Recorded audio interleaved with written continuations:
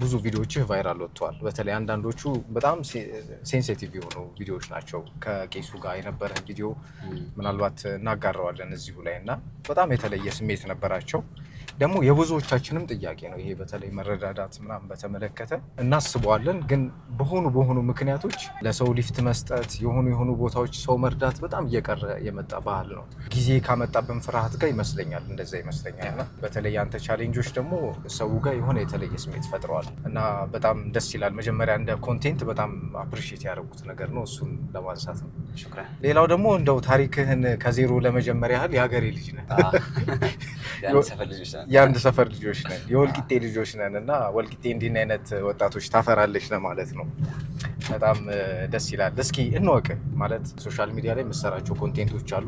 በተለያዩ አጋጣሚዎች ደግሞ የሆኑ በተለይ በጎ አድራጎቶችም ላይ ትሳተፋለህ፣ ሌሎች ስራዎችም ላይ እናያለን። ሁሉም ላይ ያለን ብለኸኛል ቅድም። እስኪ ግን ከዜሮ ጀምረን እንወቅ። ሙራድ ማን ነው? ምንድን ነው? የት ነው የተወለደው? የት ነው ያደገው? እዚህ እስከሚደርስ ያለው ማንነት ምን ይመስላል የሚለውን ንገረን እስኪ። እሺ፣ ባጭሩ ራሴን ለማስተዋወቅ ሙራድ ወይም በቲክቶክ ስሜ ወይ በቅጽል ስሜ ሙያ እባላለሁ። ሙያ ለምን እንዳልኩ በኋላ ትነግረኛለህ ኢንሻአላህ። እሺ።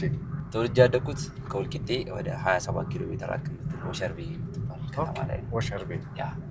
እስከ ሃይ ስኩል ድረስም እዛው ነው የተማርኩት።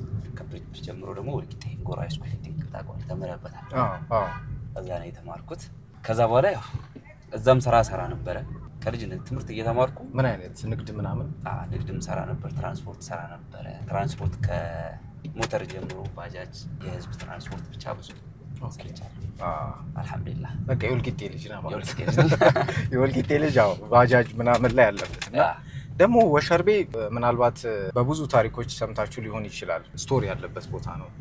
ወደ ወሸርቤ ጠጋ ስንል የሀሰን ጃሞ ጦር የተካሄደበት ቦታ ምናምን እንደዚህ አይነት ታሪካዊ ቦታዎች ወልቂጤ በጣም ብዙ ታሪካዊ ቦታዎች አሉ እና ከታሪካዊ ቦታ ነው የመጣ ነው ለማለት ነው።